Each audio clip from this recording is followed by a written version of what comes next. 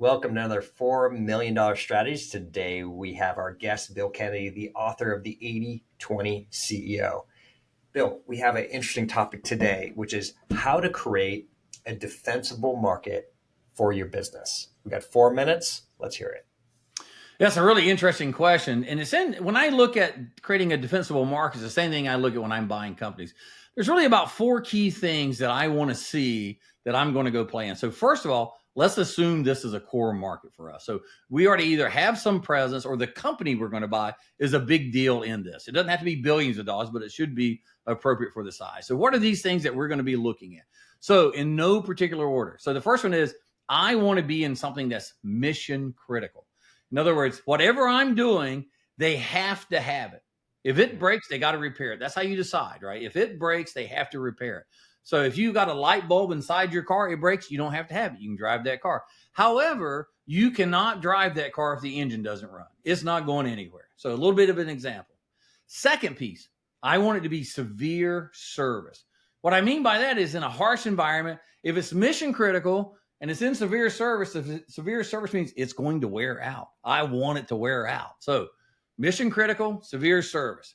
Second piece around this is, or third piece around this is, I want this, whatever it is I'm working on, to represent less than 2% the value of whatever it's going in. So why do I want that? So if it's some big building or some big machine, let's say it's an extruder costs millions of dollars. And the thing that they have to have in their mission critical piece is that little screw inside of it that pushes everything through an extruder. It's critical. However, the value of that thing is less than 2% of it. They can't run that machine without that extruder screw that goes in there. I want to sell that screw. Do I want to sell the whole thing? Absolutely not. Now, why? The reason is if I'm mission critical and it's in severe service and I'm less than 2%, I have pricing power. They're going to look at whoever does the whole machine because let's say that's $1 million. They get 5% off of that. Wow, that's interesting. That's material. I'm less than 2%. They get 5% off of me. It doesn't even matter. All right. It's the old example of you go buy a cookie. What does a cookie really cost? 25 cents. We all paid $5 for Mrs. Field. It was okay. It was a luxury item. We could still afford it. Right. So less than 2%. Next piece of it. The fourth piece of it is I want a reoccurring revenue stream. So whatever it is that's going to wear out, I want to sell them another of it. It's the razor blades with the razor. So now I've got a product that people have to have. It wears out. They can't run it without it, right? And the cost of it is low on the overall cost of what they're spending, and I can replace it. And this is the key. They have to get it from me. I need to make sure they can't just go get it anywhere. So I don't want to sell rubber bands. You can sell rubber bands.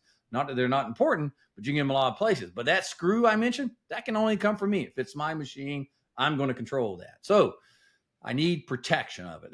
Whether it's IP is interesting. You can still get around it in a lot of places, a lot of worlds, a lot of, if you do certain countries, they'll just steal it from you. It doesn't really matter. However, if it's the right machine, it can only come from you because you're the one that can make it. So that's what I look for when I'm thinking about a defensible market. I find bad markets beat good leaders.